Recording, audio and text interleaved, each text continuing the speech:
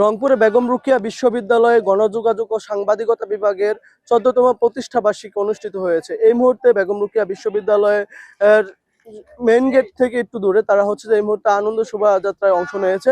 আমরা বেগম রোকেয়া বিশ্ববিদ্যালয়ের শিক্ষার্থীদেরকে আসলে জানার চেষ্টা করবো বেগম রোকেয়া বিশ্ববিদ্যালয় এই গণযোগাযোগ ও সাংবাদিকতা বিভাগে আসলে শিক্ষার্থীদের ভাবনা আসলে এখানে একজন রয়েছে। আমরা এই গণযোগাযোগ সাংবাদিকতা বিভাগে আসলে এই বছর তোমাদের প্রত্যাশাটা কি? গণযোগাযোগ ও সাংবাদিকতা বিভাগের আজকে 14তম প্রতিষ্ঠা বার্ষিকী। আমরা আনন্দ র্যালির মাধ্যমে আমরা এই দিনটি উদযাপন করি প্রতি বছরই, আজকেও তার ব্যতিক্রম নয়। আমরা খুবই আনন্দিত যে বারবার এই দিন ফিরে আসুক, আমরা সত্য এবং নিষ্ঠার সাথে যেন কলম চালাতে পারি, এই দিন নিয়ে আজকে এটাই আমাদের আসলে প্রত্যাশা। এই ডিপার্টমেন্ট নিয়ে আমাদের অনেক প্রত্যাশা। আমরা চাই যে বেগম রোকেয়া বিশ্ববিদ্যালয়ের একটা টপ ডিপার্টমেন্ট যেন হইতে পারে। তারপরে এই ডিপার্টমেন্ট থেকে যেন ভালো মানের সাংবাদিক বের হয়, তারা যেন আন্তর্জাতিক পর্যায়ে সাংবাদিকতা করতে পারে। আমাদের ডিপার্টমেন্ট অনেক এগিয়ে যাক, আমাদের ডিপার্টমেন্ট থেকে যেন সেশন জট নামক কোনো জিনিসটা না থাকে।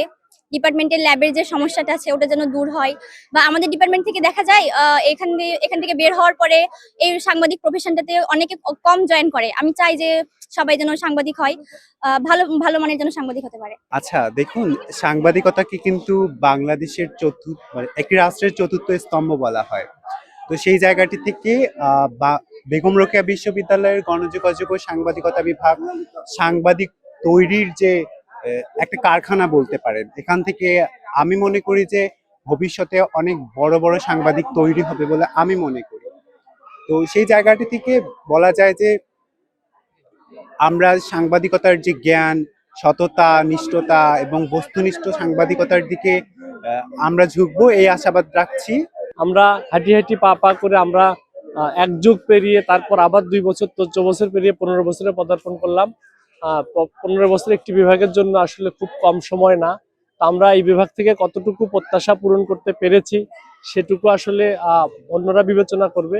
তবে আমরা চেষ্টা করছি যাতে এই বিভাগে থেকে যারা পড়াশোনা করেছে সেই শিক্ষার্থীরা বাইরে গিয়ে দেশ এবং সমাজের উন্নয়নের জন্য কাজ করে। আমার ডিপার্টমেন্ট সম্পর্কে আমার যেসব প্রত্যাশাগুলো আছে তার মধ্যে সবচেয়ে প্রথমে যে আমি বলতে যাচ্ছি, আমাদের এখানে ল্যাব যে ঘাটতি রয়েছে, ল্যাব টেকনিশিয়ানের যে ঘাটতি রয়েছে সেটা যদি একটু পূরণ করা হয়, এবং আমি চাচ্ছি যে আমার ডিপার্টমেন্ট যেভাবে এগিয়ে যাচ্ছে সেই ডিপার্টমেন্ট যেন আরো এগিয়ে যায়।